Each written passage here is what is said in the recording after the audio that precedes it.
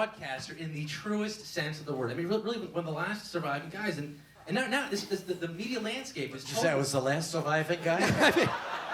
That's supposed to make me feel good?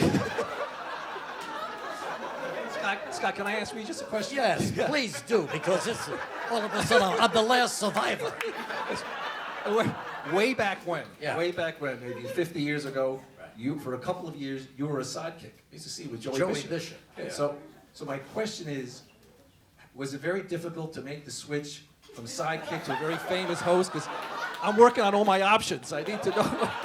No, Know what I mean, Reach? I think you've got an interesting question.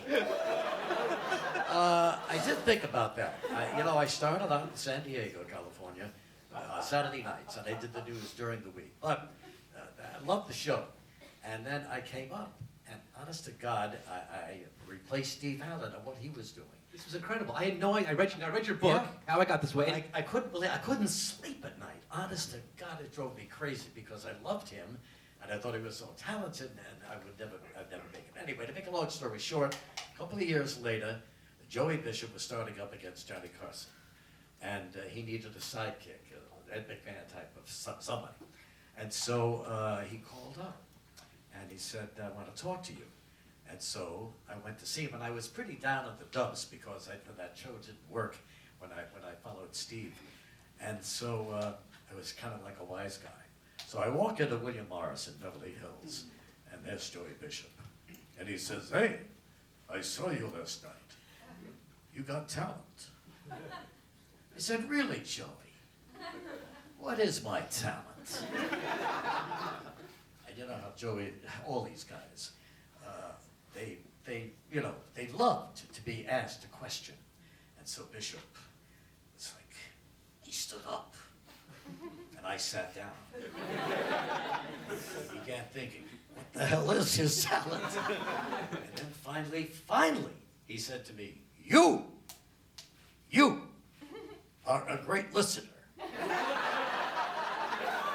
Honest to God. So I said, well, and we got along okay. And he said, look, go around the corner to the Beverly Wilshire Hotel. They got a little drugstore there. Have a cup of coffee and come back in an hour. So I came back in an hour. And Norman Brokaw and all the big shots at William Morris went in to see Bishop. What are you, crazy, Joey? This guy had his own show. He's going to interrupt you. He's going to drive you crazy. He's going to try to steal the show from you. So by the time I got there, Bishop was fuming. And he was a tough guy, Joey Bishop. Fuming.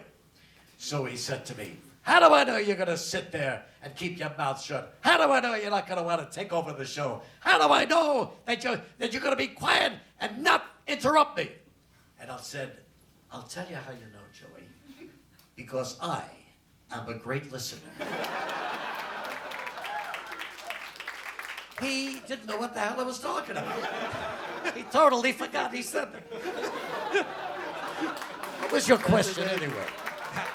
How do you make the transition from sidekick to star? Well, I made the transition, and so, honest to God, when I think about it, first day of the show, he's very nervous. He pitched hit for Johnny Carson 100 times. Yes, yeah.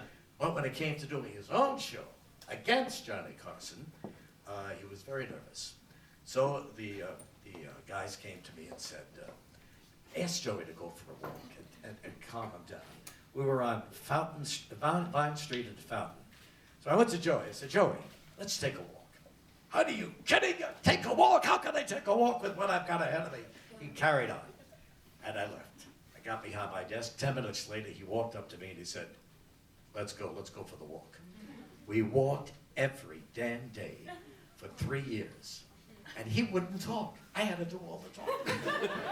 So it got around to, what did you want to be when you were a kid? I said that to him. I wanted to be a comedian. When I was 10 years old on the street corners of Philadelphia, I would stand there and make people laugh. People would fall down laughing. And he became a comedian. Good enough to be with Sinatra, Sammy Davis, Dean. It was a great life. Don't forget Lawford. Peter Lawford, yeah. Lawford. Can't forget Peter. So anyway, Everyone forgot. hey, I'm trying to tell a story here, Your father's listening and you're mumbling to yourself. I'm not a great listener. Really.